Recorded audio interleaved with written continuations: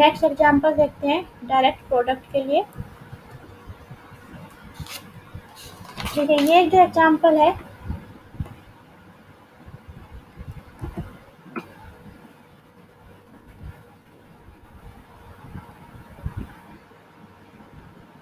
draw the diagram of the lattice of the factors of 20 under divisibility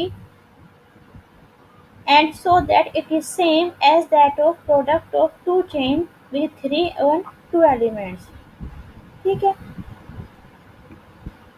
देखिए सबसे पहले हम दो चेन कंसीडर कर लेते हैं। ठीक है, हमें ये दिखाना है कि दो चेन्स हैं हमारे सेट ऑफ फैक्टर्स ऑफ 20। ठीक है, ये है क्या हो जाएगा, set of factors of 21 2 4 5 10 and 20। ठीक है, ये हो गया। इसके साथ जो रिलेशन है वो क्या है, डिविजिबिलिटी है। ठीक है, अब इसका डायग्राम बनाते हैं। अब इसका डायग्राम तो बना दोगे बच्चों आप। सबसे नीचे क्या आएगा, 1। ठीक है, उसके बाद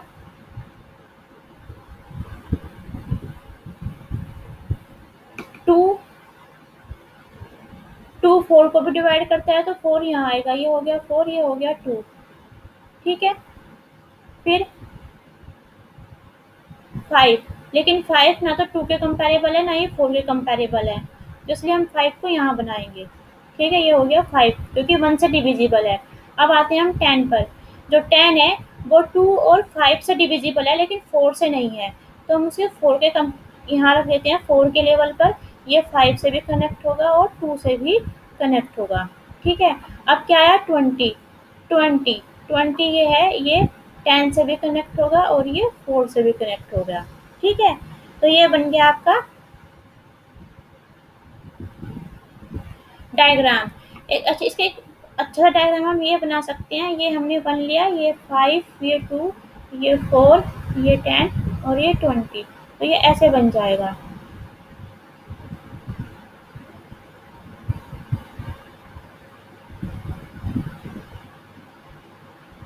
1 5 2 10 4 20।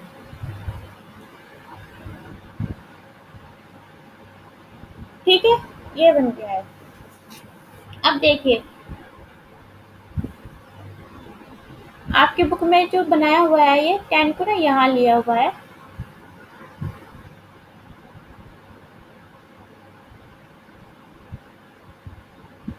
इसका ऐसा उसमें अच्छे से वो बनाए हुए हैं उसके ना स्क्वायर, तो आप देख लेना। चलो, ये फाइनली ये बन गया है डायग्राम आपका, है ना। अब हमें क्या लेना है, दो चेन लेनी है जिसमें एक में 3 एलिमेंट है और एक में 2 एलिमेंट है। तो जो हमने पहली चेन ले ली C1, उसमें हमने 3 एलिमेंट ले लिए 0 1 2, और एक C2 ले लिया चेन, उसमें 2 एलिमेंट ले लिए 0 और 1। ठीक है, अब इनकी डायरेक्ट प्रोडक्ट निकालते हैं। क्या जाएगा, C1 क्रॉस C2 क्या आ जाएगा, C1 क्रॉस C2 आ जाएगा। पहला एलिमेंट आएगा 0 0 0 1, फिर 1 0 1 1 2 0 2 1, ये आ गया।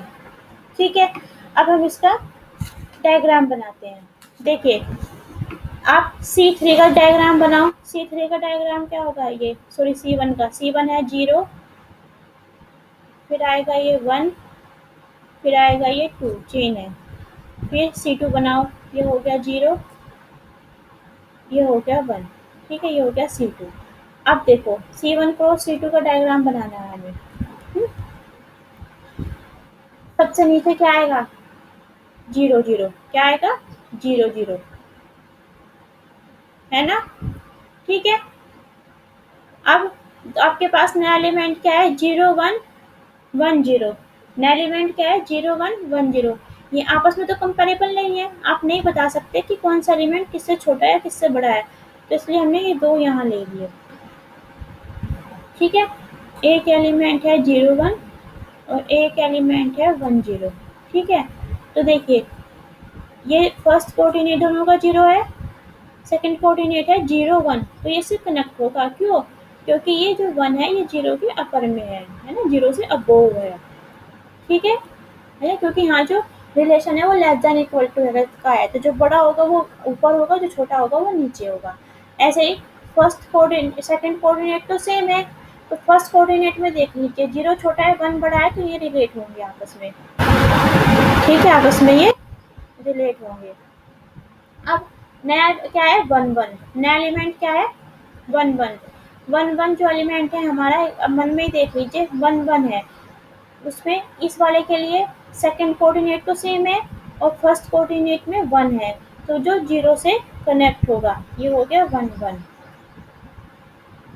ठीक है, और ये इससे भी कनेक्ट होगा, इससे भी कनेक्ट होगा, क्यों, फर्स्ट कोऑर्डिनेट दोनों का 1 1 है और सेकंड कोऑर्डिनेट 0 1 है, तो 0 से ऊपर 1 आ गया क्योंकि 1 बड़ा है, तो ये दोनों आपस में भी कनेक्ट होंगे, रिलेशन हो गया ना इसमें। 0 इज लेस देन 1 का, है ना, रिलेट होंगे आपस में ये। अब नया एलिमेंट है 2 0। ठीक है, 2 0 1 1 के ऊपर नहीं आ सकता। क्यों नहीं आ सकता, क्योंकि 0 जो है 1 से छोटा है, तो वो ऊपर थोड़ी ना आएगा इसके, इसलिए हम यहाँ से बराबर में लिख देंगे। कहाँ लिख देंगे, यहाँ लिख देंगे हम 2 0 को। इसके ऊपर आ जाएगा, इसके ऊपर क्यों आ जाएगा, क्योंकि दोनों का कोऑर्डिनेट ये सेम हो गए, सेकंड सेकंड, और फर्स्ट कोऑर्डिनेट ये 1 ये 2, तो ये इसके ऊपर आ सकता है। आ गया बच्चों समझ। अब नया कोऑर्डिनेट है 2 1, आपका जो अगला कोऑर्डिनेट है वो क्या है 2 1, तो 2 1 इससे भी रिलेट होगा, क्योंकि सेकंड कोऑर्डिनेट दोनों का सेम है। फर्स्ट कोऑर्डिनेट देखिए, फर्स्ट कोऑर्डिनेट है 1 2, तो 2 1 से बड़ा है, ऐसे ही इसकी भी इससे भी रिलेट होगा, क्योंकि फर्स्ट कोऑर्डिनेट तो सेम है लेकिन सेकंड कोऑर्डिनेट क्या है 0 1, और 1 0 से बड़ा है, तो इससे ये ठीक है, ये बन गया। तो देखिए ये कुछ कुछ इसकी तरह का ही नहीं बना, है ना, ये वाला ग्राफ और ये वाला ग्राफ सेम सेम ही तो है। एक स्क्वायर यहाँ बनना है, एक स्क्वायर यहाँ बनना है, बुक में आपको बहुत अच्छा बनाया है, ऐसे बनाया हुआ है आपकी बुक में।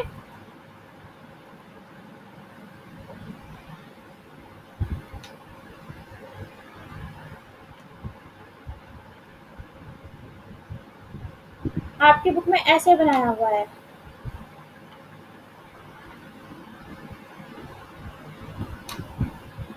बेटे अनम्यूट कर लो, जिसका भी म्यूट है ना वो, जिसका भी ये माइक ऑन है अपना माइक अनम्यूट कर लो, सॉरी म्यूट कर लो, अनम्यूट कह रही हूँ, जिसका भी म्यूट unmute। अच्छा ठीक है, ये इसमें ये है 0 0, फिर ये हो गया 0 1, ये 1 1, ये 2 1, और ये है आपका 2 0, और ये है 1 0। ठीक है, ऐसे बना हुआ है। ऐसे ही आपका इसमें डिविजिबिलिटी वाला बना हुआ है, तो दोनों सेम ही तो आए हैं, दोनों क्या आए हैं, सेम आए हैं दोनों के ग्राफ। यही हमें आंसर क्वेश्चन में दिखाना था। अब बताइए आपको ये समझ आया कि नहीं, आ गया अच्छे समझ, या और कुछ कराना है, कर लोगे। ठीक है, तो हम नेक्स्ट टर्म पर आते हैं, वो है आइसोमॉर्फिक लैटिस। क्या है, आइसोमॉर्फिक लैटिस।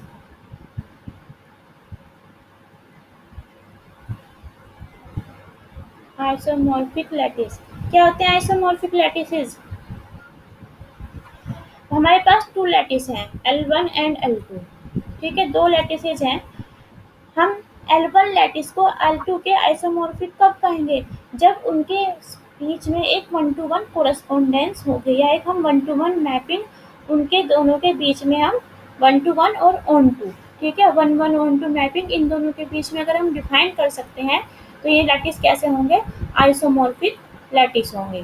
ठीक है, if there exist a 1 1 and onto mapping, 1 1 onto पता है आपको, बिटवीन L1 एंड L2। ठीक है, then L1 is isomorphic to L2। ठीक है, और ये 1 1 ऑन टू मैपिंग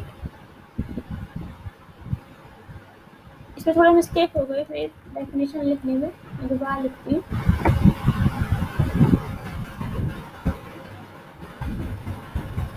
ये है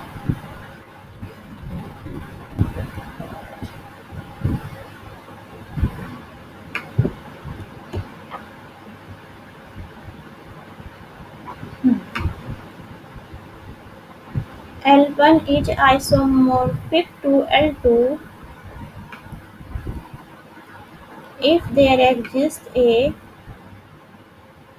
1-1 and onto mapping between L1 and L2 such that, कैसे, ये मैपिंग है हमारी f of a meet b equal to fa meet fb and f of a join b equal to fa join fb for roll ab belongs to L। ठीक है, for roll ab belongs to L1। ठीक है, तो ये अगर इस तरह की मैपिंग एग्जिस्ट करती है तो हम उसे क्या बोलते हैं कि ये दोनों जो लैटिसेज हैं ये आइसोमॉर्फिक हैं। कैसे हैं? आइसोमॉर्फिक हैं। ठीक है, अगर हम इसी डेफिनेशन में L2 के स्थान पर L1 ले लें, क्या ले लें, मैपिंग L1 से L1 पर ही ले लें, तो इसे हम आइसोमॉर्फिज्म ना बोल के क्या बोलते हैं, ऑटोमॉर्फिज्म। क्या बोलते हैं? ऑटोमॉर्फिज्म। ठीक है बच्चों, समझ आया? अब इसका मैं एक एग्जांपल बता देती हूँ आपको।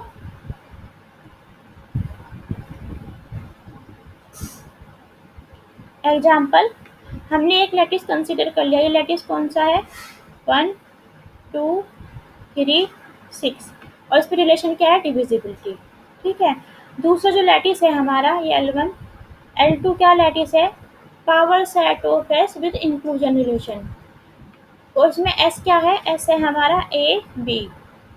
तो पावर सेट ऑफ एस क्या बन गया? इसमें बन गया पावर सेट ऑफ एस में एम्प्टी ए, सिंगलटन बी और ए बी, 4 एलिमेंट आएंगे। ठीक है, ये बन गया आपका power set of inclusion relation. तो हमें ये, अब हमने मैपिंग कैसे डिफाइन कर रहे हैं? L1 से L2 पर हम एक मैपिंग F इस तरह से डिफाइन कर रहे हैं कि F ऑफ 1 मैप ऑफ 1 तो मैप ऑफ एम्प्टी पर, 2 मैप हो ए पर, सिंगलटन ए पर, 3 मैप होगा सिंगलटन बी पर और जो 6 है वो मैप होगा ए बी पर। ठीक है, इस तरह से हमने मैपिंग डिफाइन की है कि 1 की इमेज है एम्प्टी, 2 की इमेज है सिंगलटन ए, 3 की इमेज है सिंगलटन बी और 6 की इमेज है ए बी। ठीक है, तो ये जो मैपिंग है एक तो 1-1 हो गई। 1-1 क्यों हो गई? क्योंकि सब 1-1 ही तरह से 1-1 मैपिंग समझते हो बच्चों आप? बच्चों जल्दी बताओ। ठीक है, ऑन टू मैपिंग भी समझते हैं। 1-1 का मतलब होता है कि हर एलिमेंट की यूनिक इमेज हो, है ना, हर एलिमेंट की यूनिक इमेज हो। ऑन टू का मतलब क्या होता है? जो ये इधर हैं, इधर वाले एलिमेंट हैं, L2 के जो एलिमेंट हैं, L2 के जो एलिमेंट हैं वो सब किसी ना किसी की इमेज है। L1 में वो किसी ना किसी से रिलेटेड है, कोई भी खाली नहीं है ना, तो सब रिलेटेड हो गए। तो ये जो मैपिंग है ये 1-1 ऑन टू है।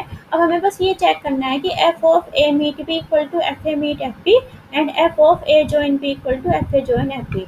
तो देखो हम f ऑफ 1 जॉइन 2 निकालते हैं।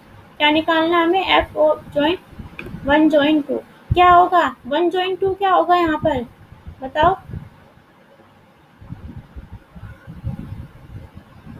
डिविजिबिलिटी में 1 जॉइन 2 क्या होगा बेटे?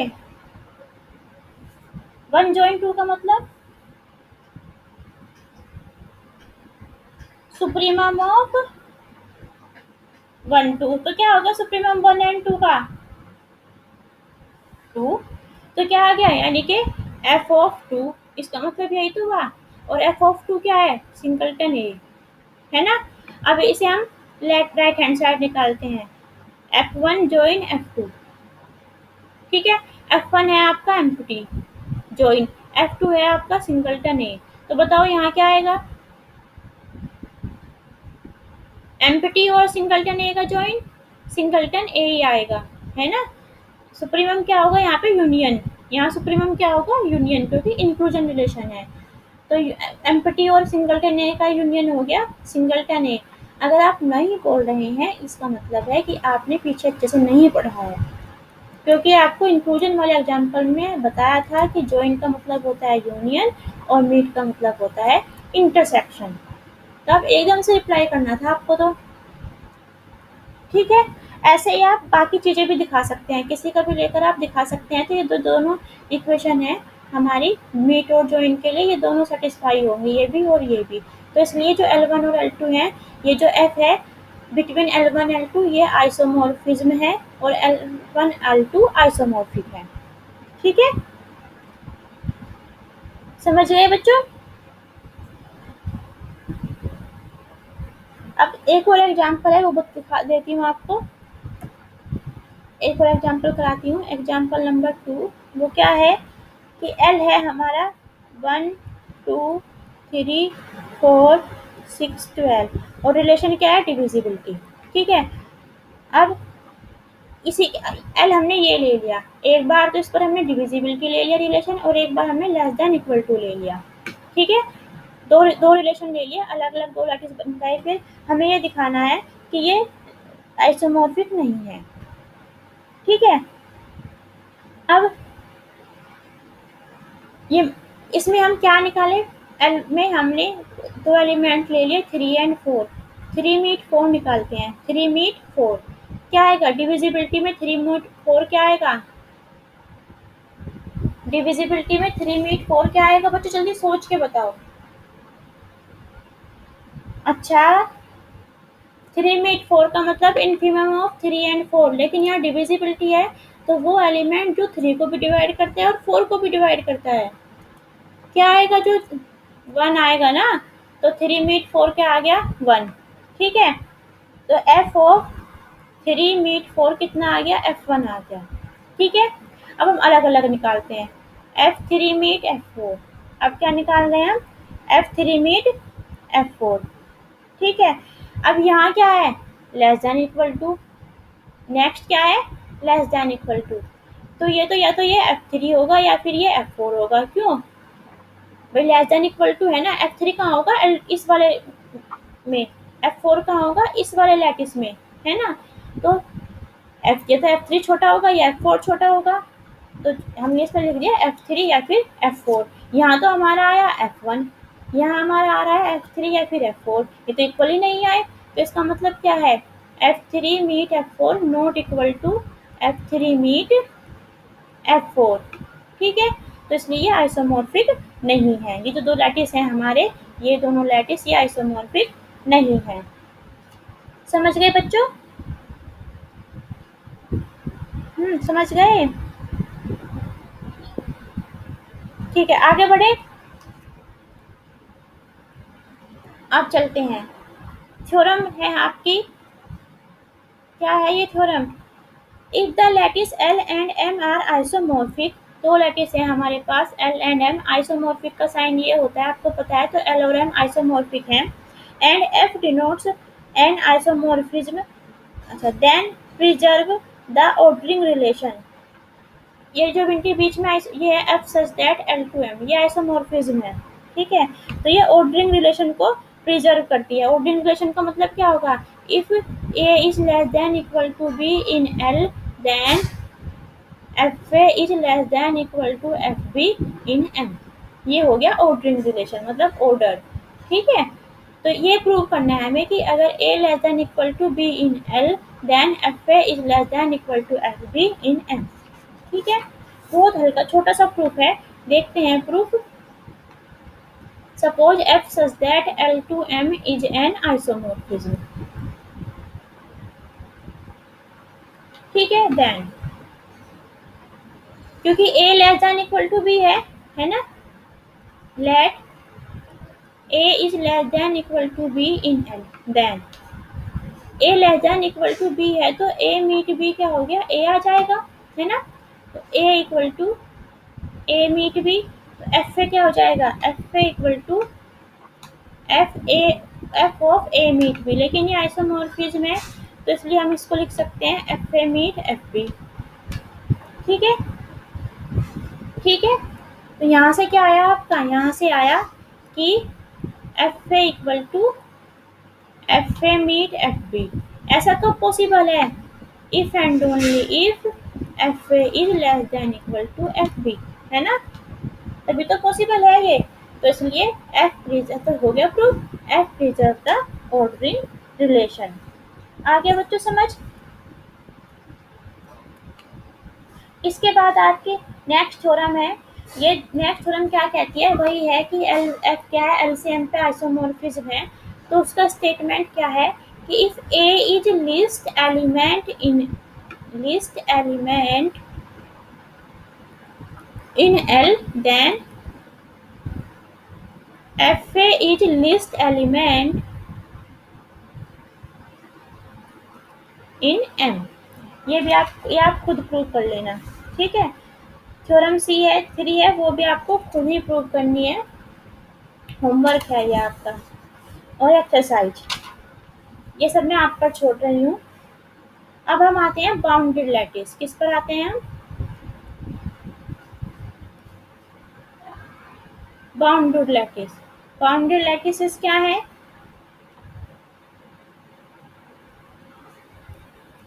देखिए हमने ग्रेटेस्ट एलिमेंट पढ़ा था, लिस्ट एलिमेंट पढ़ा था जब हमने कोसेट पढ़ा था, ठीक है। तो ग्रेटेस्ट एलिमेंट क्या होता था बाउंडेड लैटिस, अच्छा, ग्रेटेस्ट एलिमेंट कोसेट में ग्रेटेस्ट एलिमेंट क्या होता है, A belonging to P is called greatest element if x is less than equal to A for all x belongs to P। और least element के लिए क्या था, लिस्ट के लिए था A is less than equal to x for all x belongs to P। ठीक है, तो ये ऐसे ही हम लैटिस में डिफाइन कर देंगे ग्रेटेस्ट एलिमेंट और लिस्ट एलिमेंट, P की जगह बस क्या जाएगा वहाँ पर L आ जाएगा, ठीक है। लैटिस में इन L ग्रेटेस्ट एलिमेंट तो हो जाएगा यही same, x is less than equal to A for all x belongs to L। और लिस्ट एलिमेंट ये हो जाएगा a is less than equal to x for all x belongs to L। p के place पे L आ गया बस, ठीक है। तो ये जो लिस्ट और ग्रेटेस्ट एलिमेंट हैं, ये अगर ये किसी लैटिस में एग्जिस्ट करती हैं तो इनको हम यूनिवर्सल लोअर बाउंड और यूनिवर्सल अपर बाउंड बोलते हैं। क्या बोलते हैं, universal lower bound and universal upper bound. और जो लिस्ट एलिमेंट है, लिस्ट एलिमेंट इसको हम 0 से दिखाते हैं, और जो ग्रेटेस्ट एलिमेंट है उसको हम 1 से दिखाते हैं, ठीक है, बस नोटेशन है ये। तो बाउंडेड लैटिस क्या है, बाउंडेड लैटिस वो लैटिस है जो ग्रेटेस्ट और लिस्ट एलिमेंट दोनों रखता है, ठीक है। बाउंडेड लैटिस क्या है, वो है लैटिस जो ग्रेटेस्ट और लिस्ट एलिमेंट दोनों रखता है, ठीक है। बाउंडेड लैटिस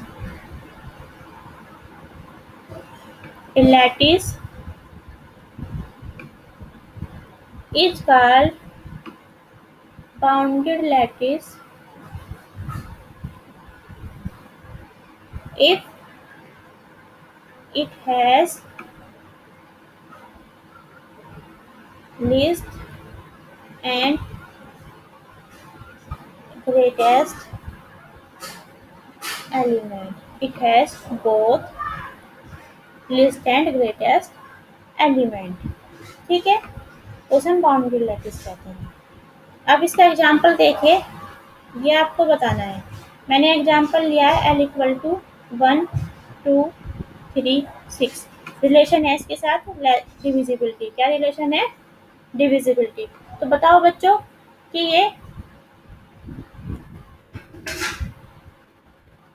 ये जो है आपका लैटिस, ये बाउंडेड है कि नहीं, ये लैटिस बाउंडेड है कि नहीं,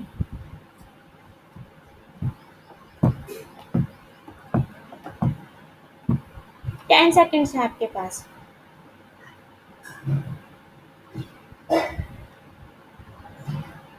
अच्छा है, तो इसमें लिस्ट एलिमेंट क्या है और ग्रेटेस्ट एलिमेंट क्या है? Very good. लिस्ट एलिमेंट इसका 1 है और ग्रेटेस्ट एलिमेंट इसका 6 है, तो ये लैटिस क्या है? बाउंडेड लैटिस है। ऐसे ही आप बहुत सारे एग्जांपल हैं, बता सकते हैं। ठीक है। अब एक थ्योरम है, आ जाती है प्रूव करने के लिए शॉर्ट क्वेश्चन में, क्या? Every finite lattice is bounded lattice. Every finite lattice is bounded lattice. Finite lattice क्या होता है बच्चों? फाइनाइट लैटिस क्या होता है? जिसमें नंबर ऑफ एलिमेंट्स फाइनाइट हो, है ना? जिसमें नंबर ऑफ एलिमेंट्स फाइनाइट हो। ठीक है। तो जब इस हमने ले लिया कि एल क्या है, L is finite.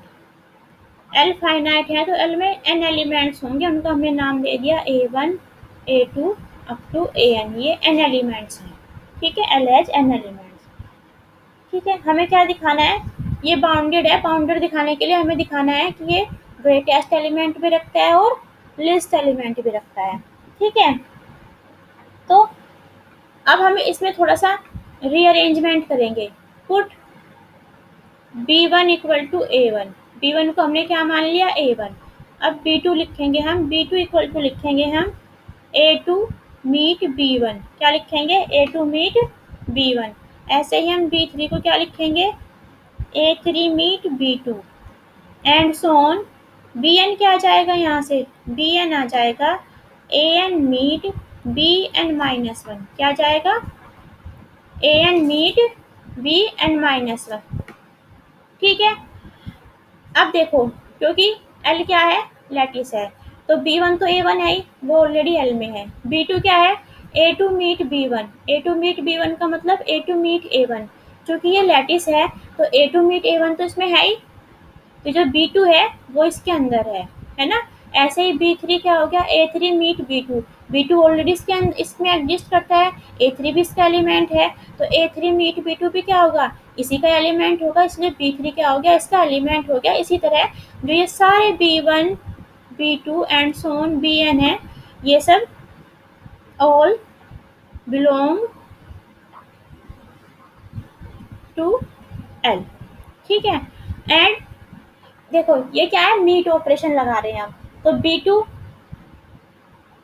Is less than equal to A1, है ना? B3 क्या होगा? B3 is less than equal to,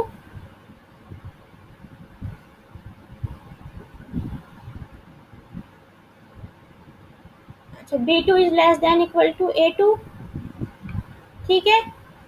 और B3 क्या होगा? B3 less than equal to A3 and B3, दोनों से ये तो होगा। B3 less than equal to A3 and B3 is less than equal to B2, लेकिन B2 A2 से लेस देन है, तो B3 is less than equal to A2। ऐसे ही B4 सबको दिखाते हैं कि हम, तो जो ये Bn है हमारे, Bn is less than equal to AI, हम लास्ट पे पहुंच जाएंगे। ऐसे ही देखो, हमने B2 को A2 से लेस देन दिखाया, B3 को हमने B3 को A3 और A2 से लेस देन दिखा दिया। ऐसे हम B4 को किसी किस से दिखा देंगे? A1 A2 A3 A4 से। तो जो Bn है, this is less than equal to for AI for all I equal to 1 to up to n। ठीक है। तो ये इसका मतलब क्या हुआ? जब Bn एक तो एल्कल एलिमेंट है, ऊपर से ये सबसे छोटा भी है, तो क्या हुआ? Bn is least element of L। आया बच्चों समझ? कोई कंफ्यूजन?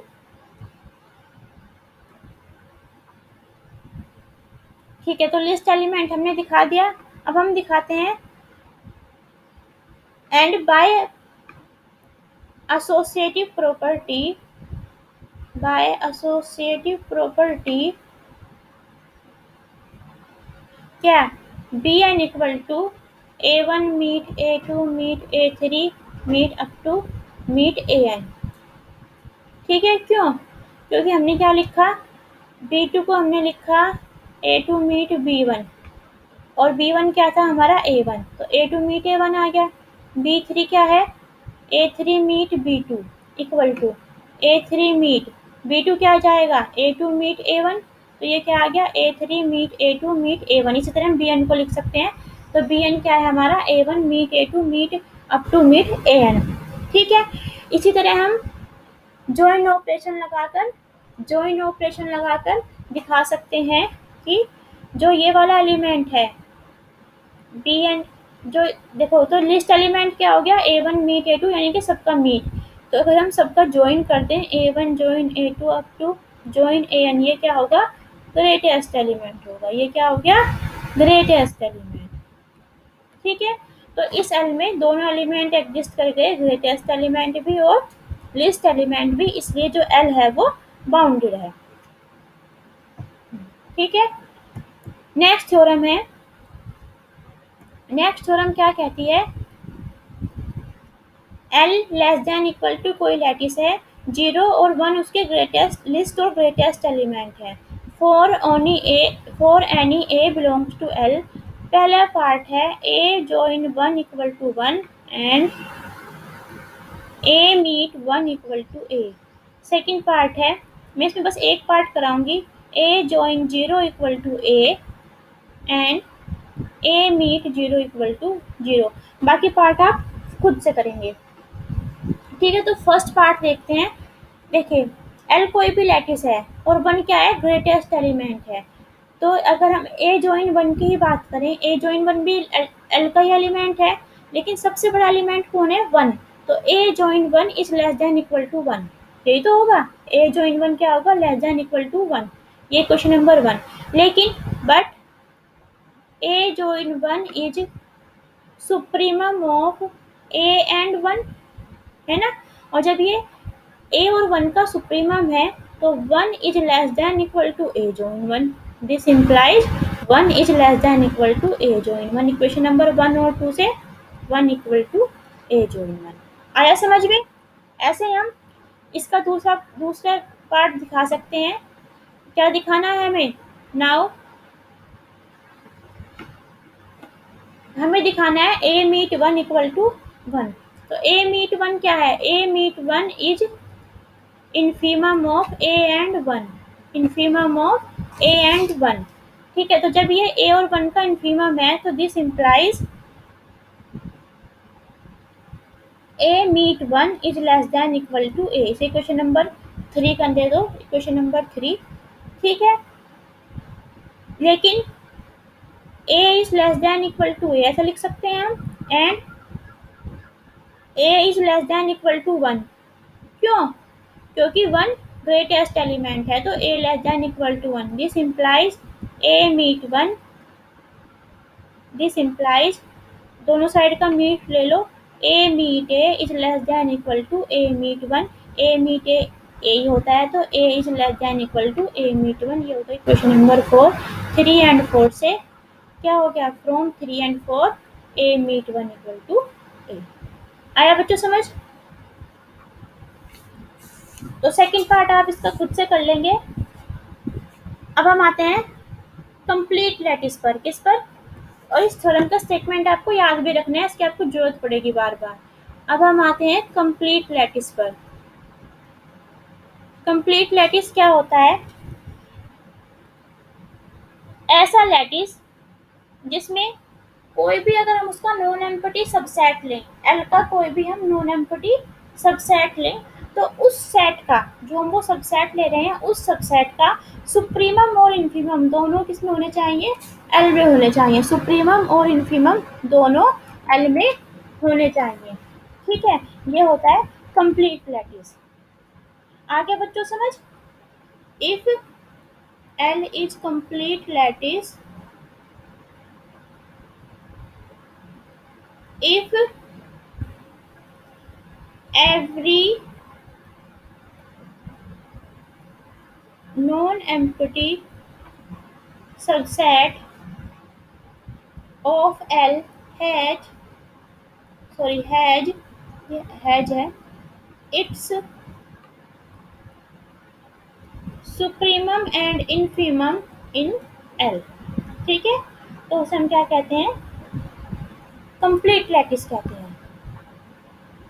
अब हम इसके एक थ्योरम प्रूव करते हैं। थ्योरम क्या कह रही है, complete lattice is bounded lattice, complete lattice implies bounded lattice.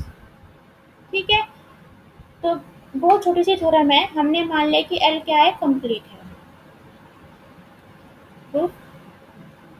तो एल क्योंकि कंप्लीट है, और तो इसका क्या होगा, इसका कोई भी हम नॉन एम्प्टी सबसेट लें वो अपना सुप्रीमम और इन्फिमम एल में रखेगा।